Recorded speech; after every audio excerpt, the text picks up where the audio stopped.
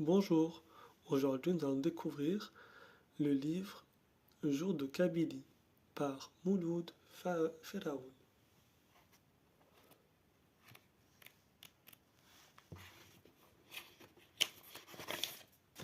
Chapitre Les bergères. La bergère aime bien sa chèvre, et toutes les bergères aiment leur chèvre.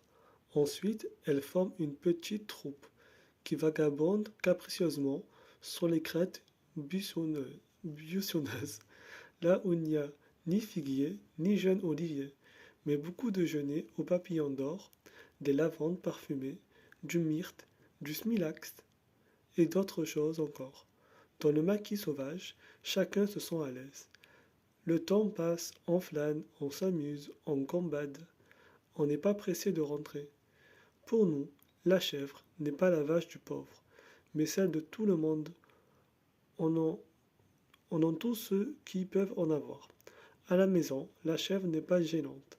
Il nous faut peu de choses. En dehors, elle se tire d'affaire à merveille, mais son irrévérence à l'endroit de nos arbres fruitiers a quelque chose de passionné, que nous supportons comme un vice et que nous refrénons de notre mieux. Dans certains villages, se constituent des troupeaux des démocraties caprines, endiablées, où toutes les citoyennes jouissent des mêmes droits et sont soumises aux mêmes obligations. Chaque propriétaire se charge du troupeau quand vient son tour. Puis, il est tranquille pour plusieurs semaines et sa chèvre ne voit jamais ses figuiers. Néanmoins, comme tout ce qui est collectif chez nous, le troupeau est négligé par chacun et personne ne s'en plaint. L'endroit où, l'endroit où on les mène est strictement le seul où les chèvres ne trouvent rien à brouter. Les touffes de genêts, de chênes, d'oléastres, de jujubiers n'offrent plus que des bouts de ramilles, sans feuilles. Le smilax a disparu. Les lavandes ne restent que les souches, tout cela pour avoir été 100 fois visité. Mordu, piétiné, il n'y a guère d'épanoui que les cystes jaunâtres, aux feuilles visqueuses et immangeables. Il est de notoriété que le troupeau est toujours conduit au cystes. Nous savons que les chèvres reviennent le soir affamées, après s'être livrées des combats sensationnels, après d'amusantes glissades au milieu de nuages, de poussière, après avoir flirté à leur aise avec des boucs, leur enfant d'un an, qui déjà se pique de devenir père.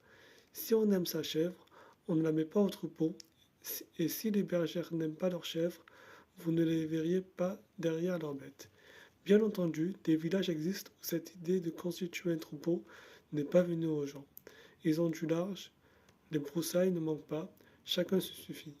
Chez ces gens-là, tout le monde est berger à l'occasion, et la chèvre connaît tous les siens.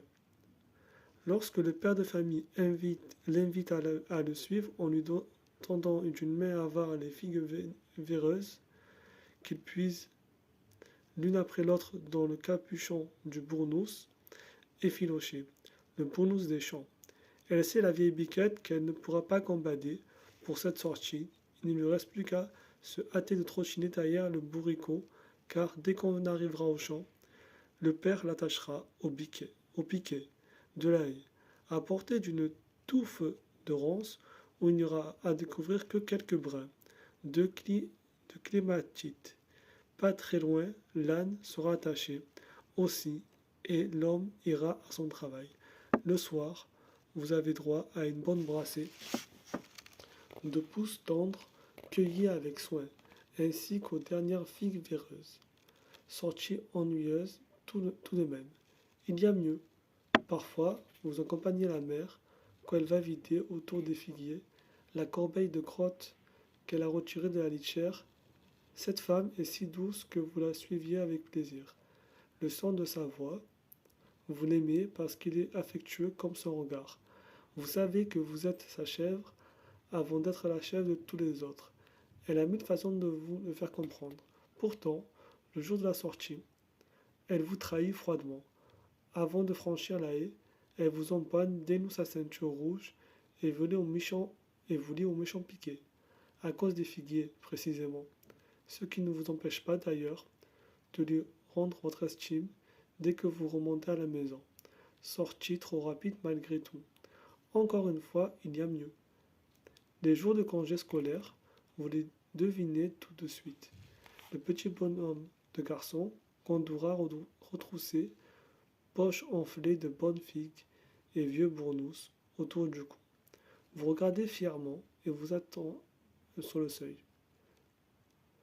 Vous irez loin peut-être, vous pouvez courir à votre aise, mais il y aura d'autres chèvres et d'autres garçons. Vous pousserez jusqu'à la rivière, la journée sera belle, il y aura à boire et à manger. Oh, sûrement, les garçons s'amusent, vous oublient bientôt. Un délit est vite commis par quelques récalcitrantes, puis par une autre, et par tout enfin. Alors c'est le désordre. Les cailloux peuvent sur les crânes, les côtés, les échines, quand ils jouent de la flûte. C'est bien gai, mais parfois, c'est avec vous qu'ils veulent jouer. Ils vous saisissent par les cordes, vous montent dessus. Il faut se débattre, bêler furieusement, se rouler par terre, de se déchirer la mamelle. Quelle gymnastique! Le soir, ils sont accueillis avec un sourire heureux par la maman qui ne se doute de rien. Naturellement, vous n'êtes pas pressé de voir arriver le congé suivant. Et Dieu merci, il y a mieux. Quel est l'insensé qui, pour compagne perpétuelle, hésiterait à choisir la fille? Les filles sont plus douces que les garçons. C'est un fait. Elles ne sont pas très audacieuses, sans doute, mais attentives. Les meilleurs coins, elles les connaissent. On est sûr de les visiter, on est là pour se remplir le ventre, non pour s'amuser. Lorsque les babines entr'ouvertes et les yeux pleins de gourmandise, Biquette tourne désespérément autour d'un beau bouquet. Au perché, le garçon s'en aperçoit-il seulement. La fille vient à votre secours, se suspend de son petit poids à la branche, s'écorche les pieds et les mains, à vous la pencher, à porter. Vous faites vite pour la récompenser d'un coup de dent. La cime est enlevée et vous recevez une caresse en guise de remerciement. Les chèvres peuvent combler sur leur gardienne dont l'unique souci est de s'assurer que les ventres sont bien rebondies et les mamelles bien gonflées. Et le chacal ignore-t-il que leur vigilance ne peut pas mettre mis en défaut nul espoir avec les filles. Leur fierté, c'est la mamelle. Elles sont toujours à comparer et à se réjouir ou s'attrister, à envier secrètement ou à vanter ouvertement, entre elles. La conversation roule sur les mérites de leurs chèvres. Quand elles en parlent, les plus orgueilleuses ont l'air de vous dévoiler des secrets importants et accompagnent en confidence d'une prière précautionneuse. Mes sœurs, ces 3 litres que Dieu la bénisse. Ma mère me défend de le répéter. Voyez ces pis. On les dirait d'une vache.